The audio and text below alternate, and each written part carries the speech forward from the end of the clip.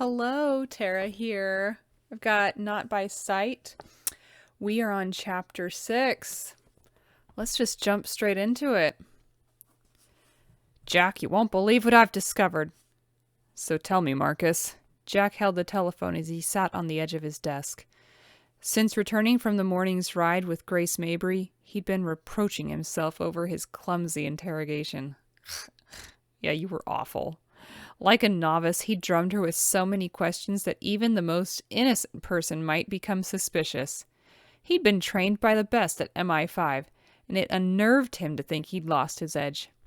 Patrick Mabry bribed a clerk in the WFC to place his daughter at Roxwood.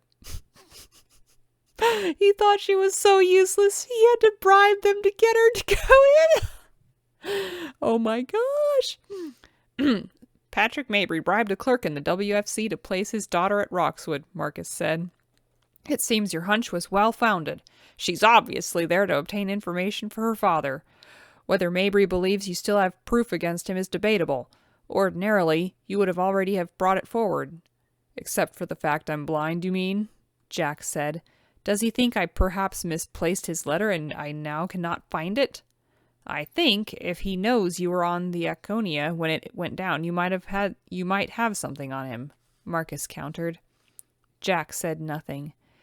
Hearing Marcus corroborate his suspicions about Grace Mabry didn't offer the anticipated reaction.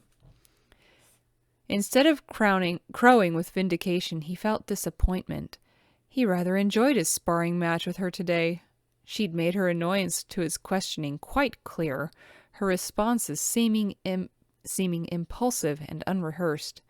Despite her father's bribe to get her here, she certainly didn't fit the profile of a spy infiltrating her target and gaining his trust. Jack, my schedule's a bit tight right now with the spy Matahari. What kind of a name is that? I don't know who that is. Upcoming trial, but I can come out after the weekend. No, Jack cut in swiftly. I need more time with her. He relayed to his friend their employment agreement. Miss Mabry will tell me what I wish to know. Yes, but in light of this new information, I need to come out and meet with her. Your presence will only make my fact-finding more difficult, Jack insisted. She'll become suspicious and the opportunity will be lost. We need information, Marcus, and I feel she can provide it. Right now, there's no direct evidence with which to indict Patrick Mabry. We need to prove his involvement with James Heron and the spy ring MI5's been after. I can get names from her, other agents her father's worked with. Is Patrick Mabry guilty? And his daughter's totally clueless?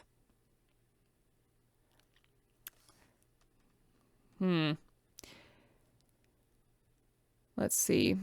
I don't know, Jack. The Admiralty is keen to investigate any suspicious activity. There have been recent developments. If Mabry or his family is involved... She's not going anywhere, Lieutenant. Jack's tone hardened. I've put my entire staff in charge of keeping track of Miss Mabry's whereabouts. When she's not with me, she'll be working with the WFC. He paused. I need this, Marcus. I'm the one who's had so much at stake. Please, he said in a low voice. Let me be useful. There was silence on the other end of the line. Finally, his friend said, You've got a week. Then I'm coming out.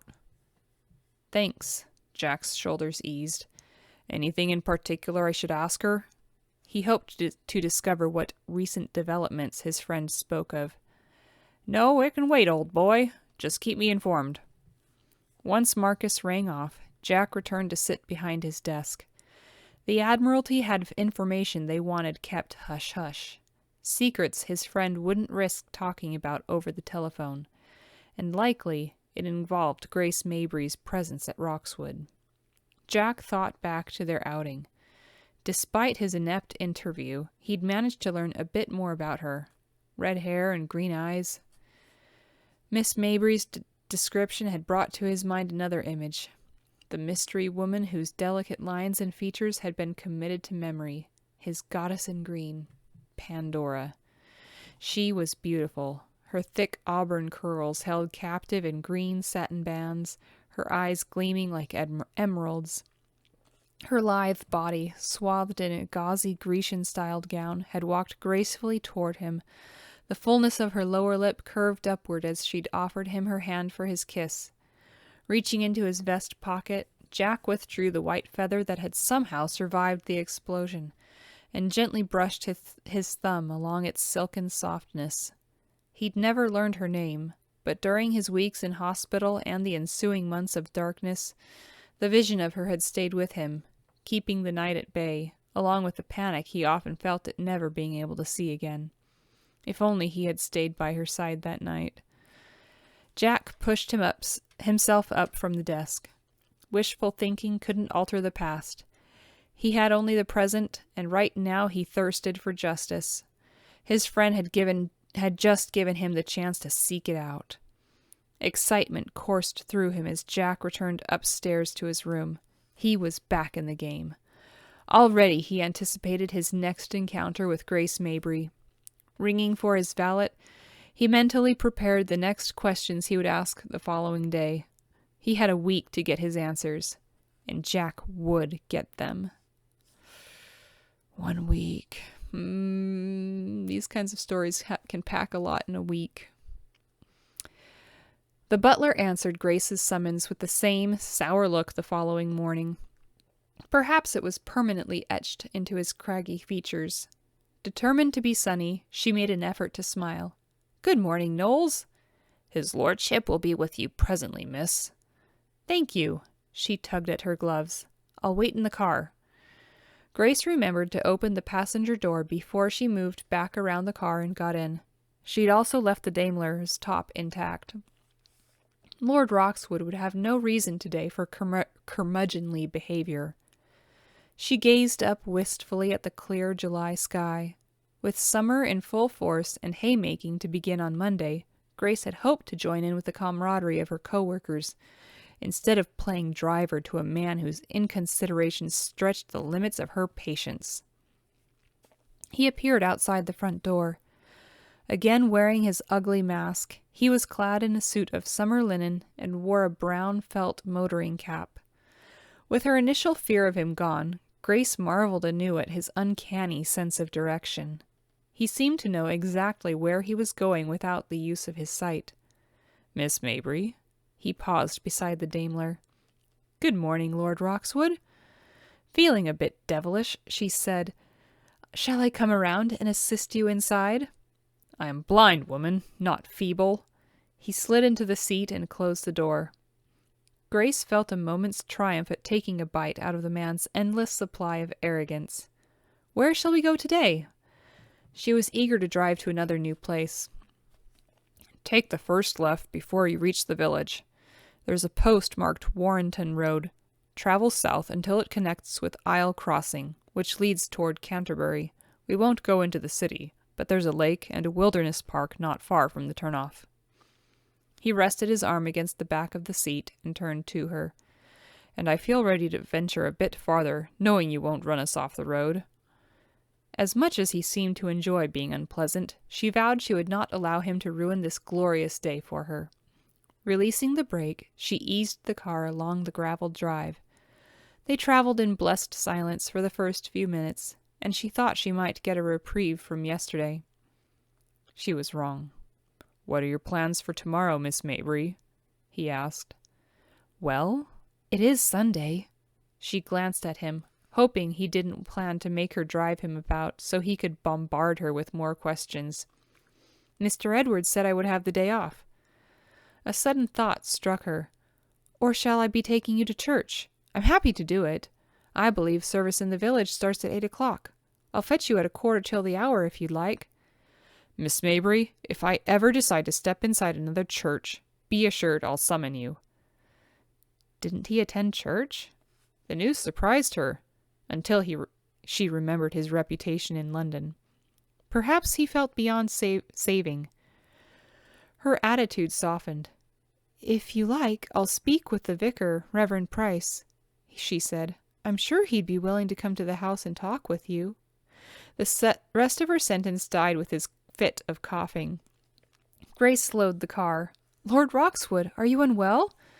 His shoulders had begun to shake. Was he having some kind of seizure? What shall I do? She asked, leaning toward him, alarmed. Should we go back? I'm impressed, Miss Mabry. He sounded winded as he fell back against the seat. I had no idea when I hired a driver I'd be getting a missionary in the bargain. His tone held amusement. He'd been laughing at her? I merely wished to give you the opportunity to receive the benefit of Christian counsel and comfort, she said hotly. Reverend Price is forbidden to enter my house, he cut in, all humor gone. As for counsel, you can keep your own in regard to any sermons you might think to impart to me, Miss Mabry, such as those from the good Reverend. Grace clutched at the steering wheel. So you don't believe in God? What difference would it make? I'd still be blind and have these scars. He turned his masked face ahead toward the road. I believe in myself. I ask for nothing from God. I expect nothing. A much simpler philosophy, and no one suffers disappointment. Now please, just drive. Shocked by his tirade, she resumed the car's speed. He blamed God for his misfortunes? Grace recalled the townhouse fire, the rumors of his heavy gambling, and his having been drunk when he accidentally set the place ablaze. If he chose to behave abominably and suffer the consequences, it wasn't God's fault. Such unchristian thinking, she chided herself, glancing at him. Jack Benningham had more than paid the price for his folly. She slowed the car as she spied the village directly ahead. The wooden post for Warrenton Road was off to her left. Grace made the quick decision to drive into town first. She'd written a letter to her father days before, but postponed its mailing when she thought her career in the WFC had ended. As she was once again secure in her position, she would post it. Grace glanced at Lord Roxwood beside her. Surely he wouldn't mind if she took a moment to send it off before they continued their outing. She eased the car to a halt in front of the post office. "Why have we stopped?" he demanded. "I have a letter to post. I didn't think you'd mind. It won't take but a minute." You brought me into town?" Her breath caught at his enraged tone. "I promise I'll only be a moment." Then she noticed the knuckles of his left hand whiten as he gripped the frame of the windscreen. His other hand lay fisted against his knee. And if he sat any more rigid, he'd be made of stone. She realized her mistake. "I am sorry. Get on with it." Grace quickly set the brake and exited the car. As she looked toward the cobbler's shop where she'd sewn sacks with Lucy, she thought she saw Claire Danner and someone else, a man, standing together inside the shop.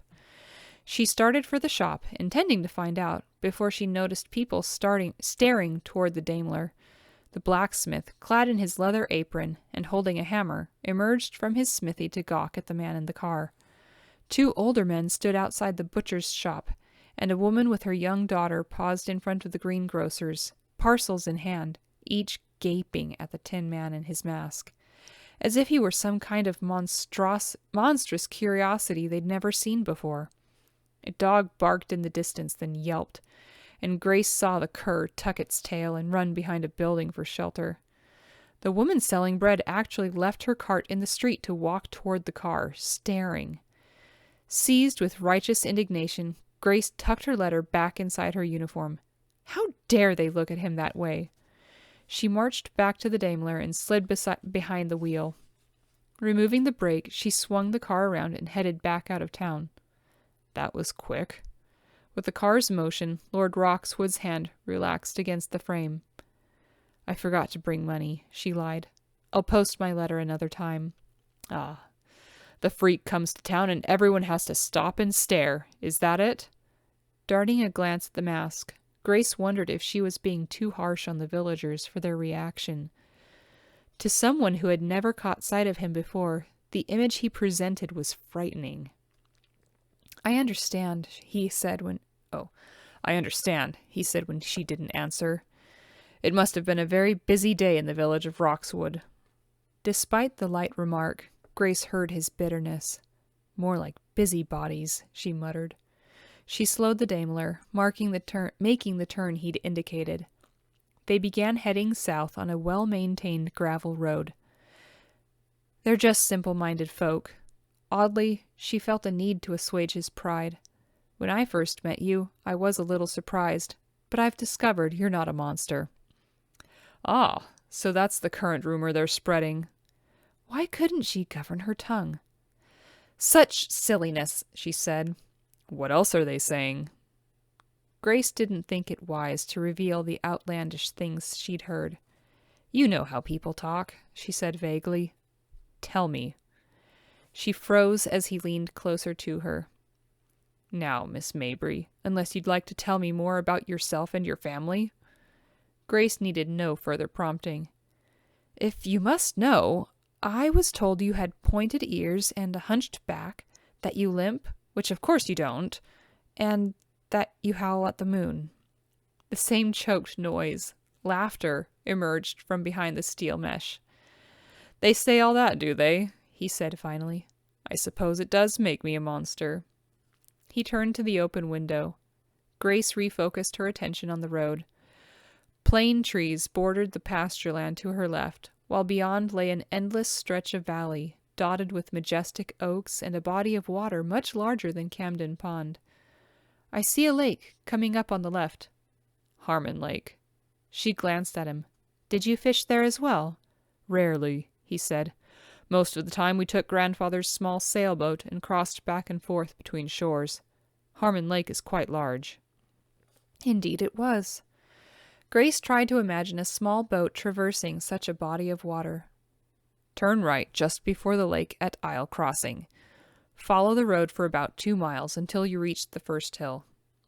She did as she was told, and when they began to ascend the mild incline, he said, Pull over at the crest. There should be a semicircular patch on which to park. Grace saw the place he'd described and marveled anew at his sense of direction and his powers of memory. Once she'd parked the car, he turned to her. I'd like you to cross the road and walk about 500 yards. You'll know when to stop. His request surprised her. He must have sensed her hesitation. The view is not for the simple-minded, Miss Mabry. Therefore, I think you'll enjoy it. She blinked.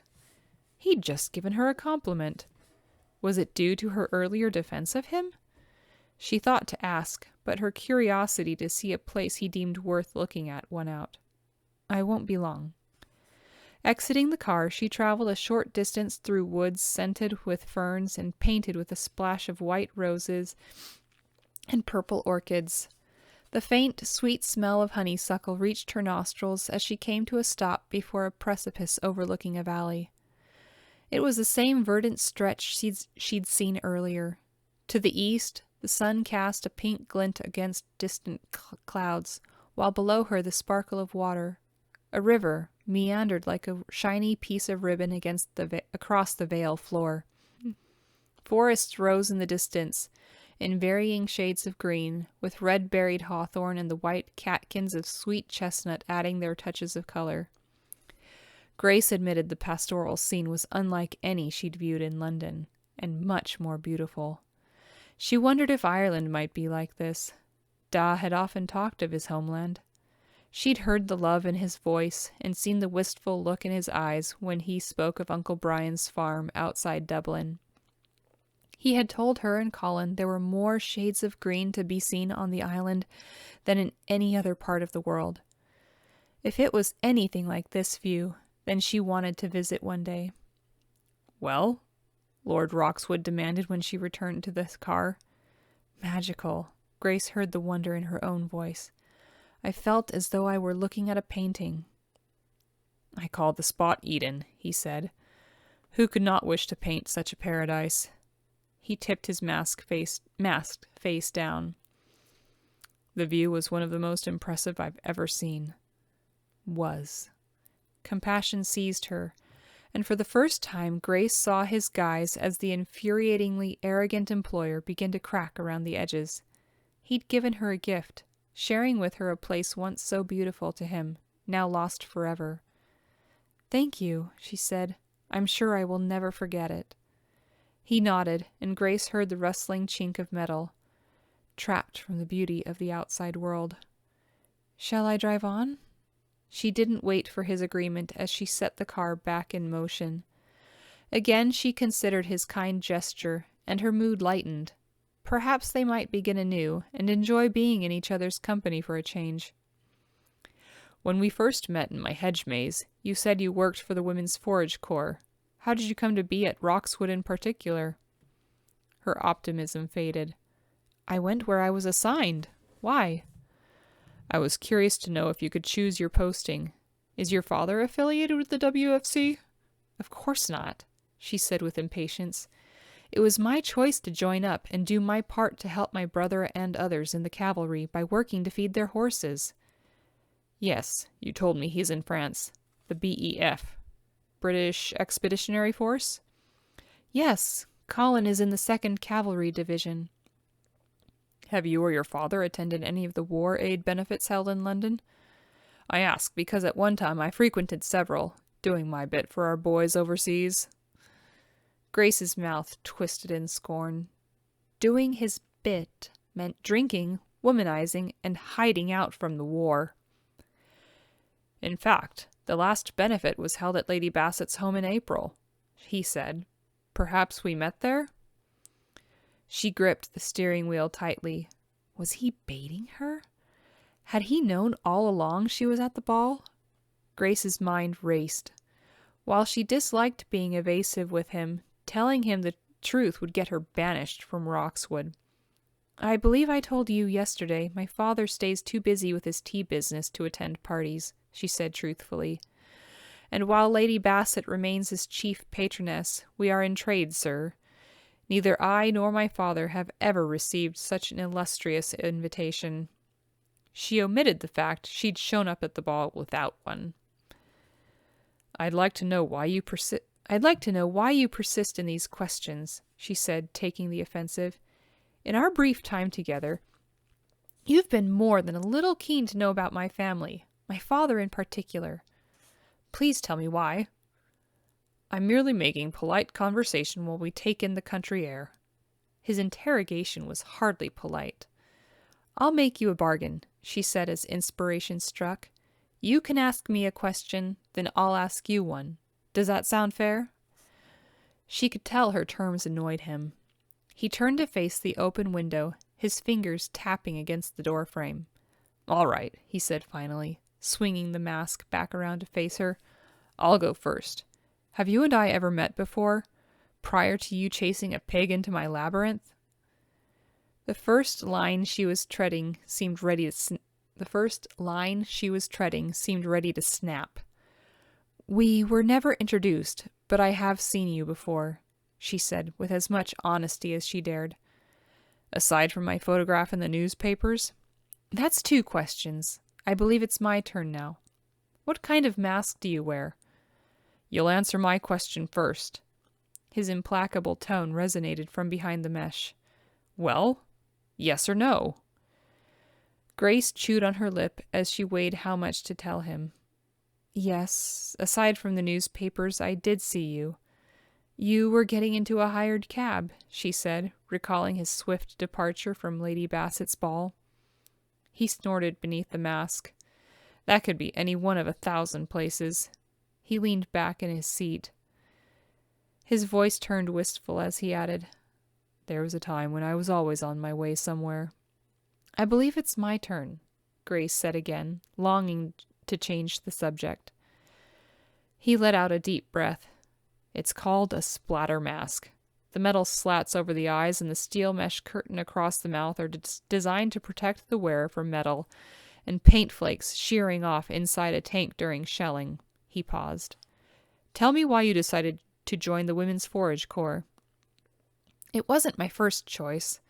I wanted to become a munitionette at one of the factories in London, or drive a field ambulance with the first aid nursing yeomanry, but my father, wouldn't allow it. He said it was far too dangerous. Yet he approves of your baling hay for the horses in the fields. My turn, she said. Why do you wear the mask? She jumped when he leaned toward her and snapped. Isn't it obvious? I believe you got a good look the other day in the labyrinth. I did, she admitted. But why wear such a macabre disguise? She glanced at him. The mask makes you look positively frightful. His shoulders eased as he retreated from her a safe distance. It protects my face. My burns are still healing, and direct sunlight is bad for the skin, or so my physician tells me. As to why I wear this particular covering, well, what else would a monster wear? Hearing his bitter tone, she looked down to see his hand fisted against the seat. Well, he said. I suspect my father allowed me to join the WFC because he was concerned over the recent bombings in London and wanted me safely away, she said quietly. Also, he happens to be Irish. I understand the first reason, but why does being Irish matter? She smiled. Everyone knows the Irish love the land. Aiding the war effort in this way is both noble and relatively safe, so Agnes and I signed up and were sent here to Roxwood. Agnes? Grace tired of keeping track of whose turn it was. She's my maid from London. She looked at him. Do they hurt? The burns, I mean. I'm very tired, Miss Mabry. If you'd turn the car around at the first opportunity, I'd like to return home. Apparently, his scars were off limits. Grace did as he asked, and soon had the car heading back toward the manor. When she parked the car and made to exit, he surprised her by opening his own door. Until Monday, he said, hauling himself from the Daimler. You're certain about church tomorrow?